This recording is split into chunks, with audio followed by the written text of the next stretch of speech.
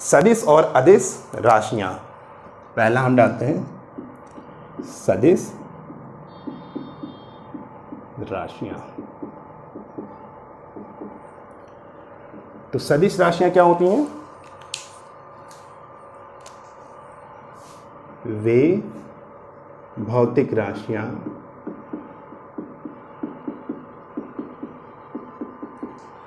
जिन्हें व्यक्त करने के लिए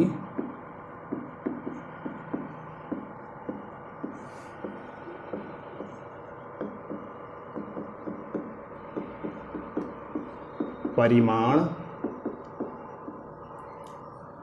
व दिशा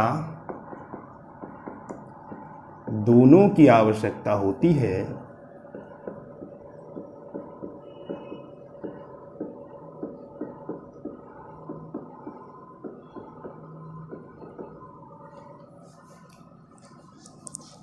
उन्हें सदिश राशियां कहते हैं।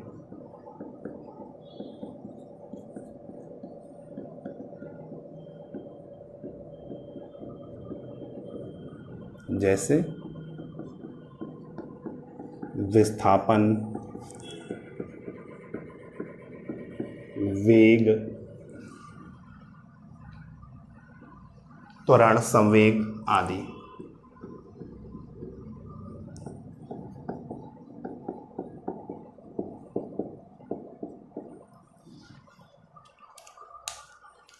अदिश राशियां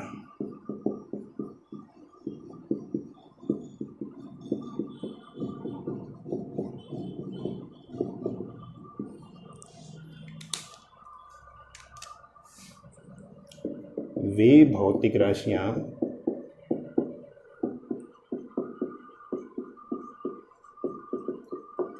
जिन्हें व्यक्त करने के लिए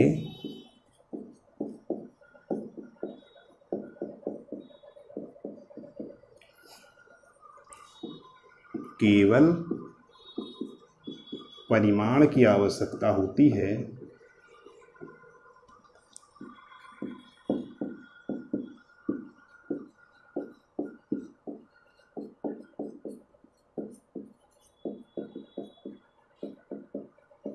दिशा की नहीं। उन्हें हम उन राशियों को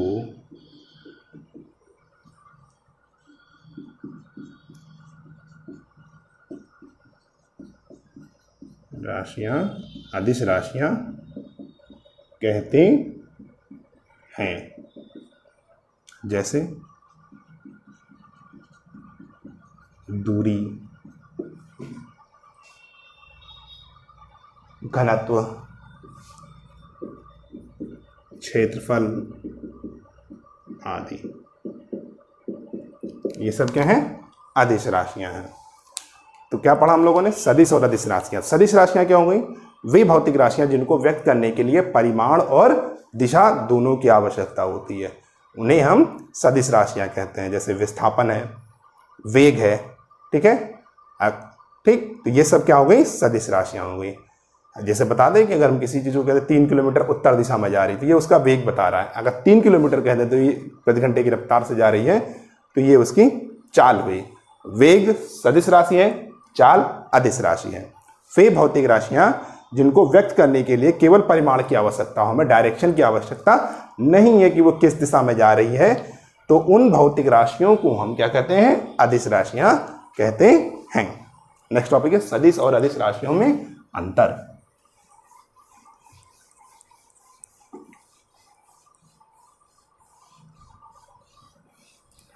सदिश और अदिश राशियों में अंतर। तो अंतर लिखने के लिए क्या करते हैं? पहले इधर लिखते हैं सदिश राशियां, इधर लिखेंगे अदिश राशियां।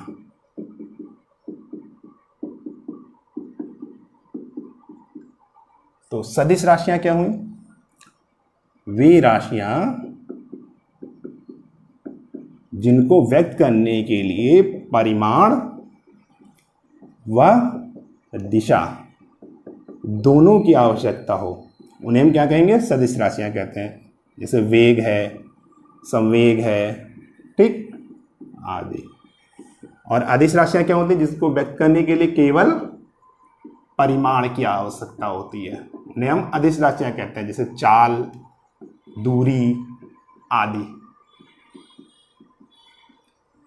और अदिश राशियों को बीज गणितीय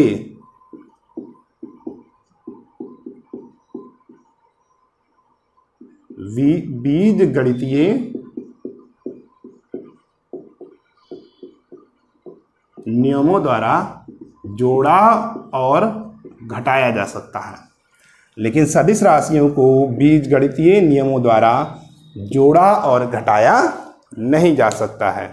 तो ये मुख्य अंतर है सदिश और अदिश राशियों में। इसको स्क्रीनशॉट लेना चाहें तो आप लोग ले सकते हैं।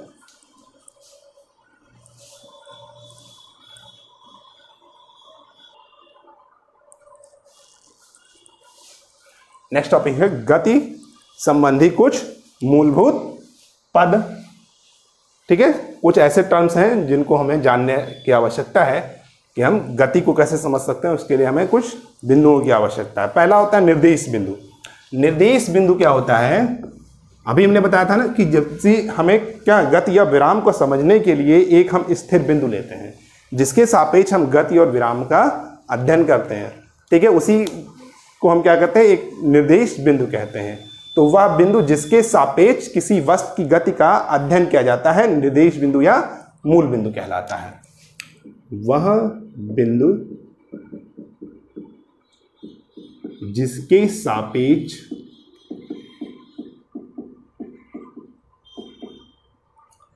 गति का अध्ययन किया जाता है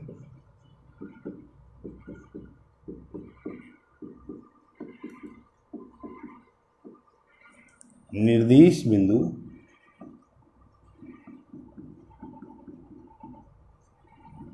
या मूल बिंदु कहलाता है।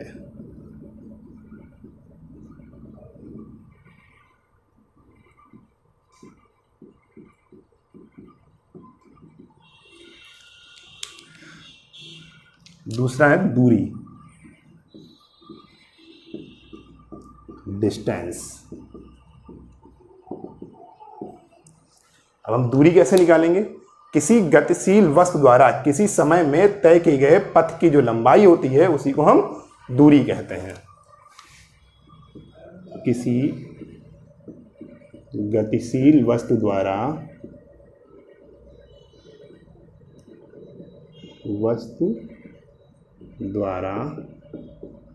किसी समय में तय किए गए पथ की लंबाई को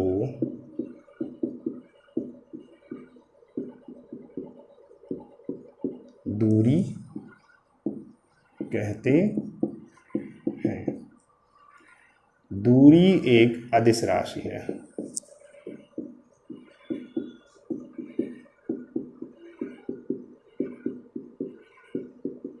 दूरी एक अदिश राशि है। इसका मात्रक क्या होता है? मीटर।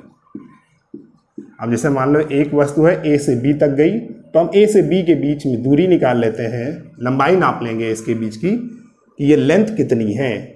तो मान लो ये लेंथ मान लो 100 किलोमीटर है, तो हम क्या लिखेंगे? दूरी बराबर 100 किलोमीटर। नेक्स्ट है विस्थापन।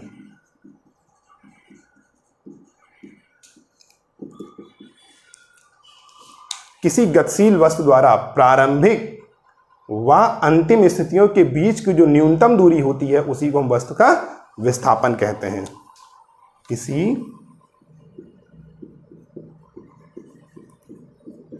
गतिशील वस्तु के प्रारंभिक व अंतिम स्थिति के बीच की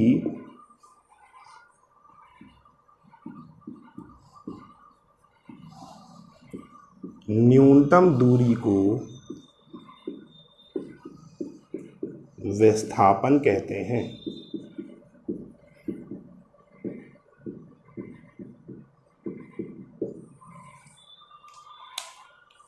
उसकी प्रारंभिक और अंतिम, ठीक है, स्थिति के बीच की दूरी को विस्थापन कहते हैं। विस्थापन का जो मान होता है वो धनात्मक, ऋणात्मक और शून्य भी हो सकता है, क्योंकि विस्थापन जो है वो एक सदिश राशि है। एमकेएस पद्धति में विस्थापन का मात्रक मीटर होता है और दूरी का मात्रक भी मीटर होता है, क्योंकि दोनों में ही हम लंबाई ही नापते हैं।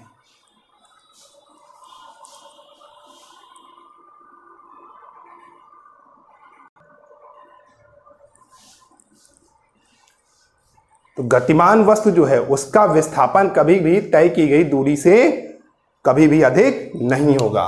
विस्थापन जो है ये less than or equal to दूरी, या लिख सकते हो विस्थापन बटे दूरी, ये less than or equal to 1, ठीक है।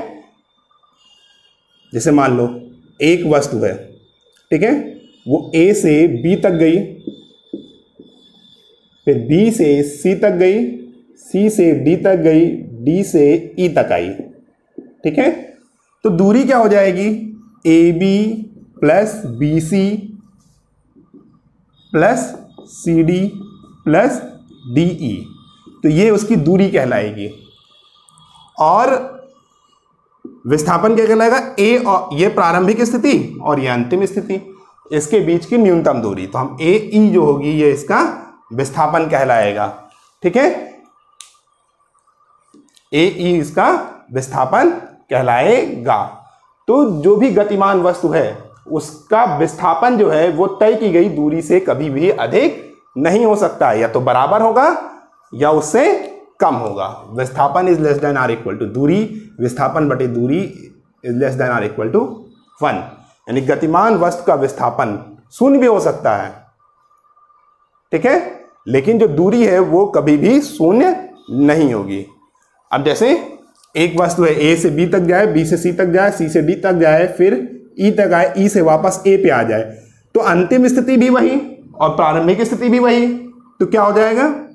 इसका विस्थापन शून्य हो जाएगा, लेकिन दूरी क्या होगी? इसकी लंबाई AB plus BC plus CD plus DE plus EA, इस पूरे पथ की जो हम लंबाई को नाप लेंगे, यही गतिमान वस्तु की दूरी कहलाएगा।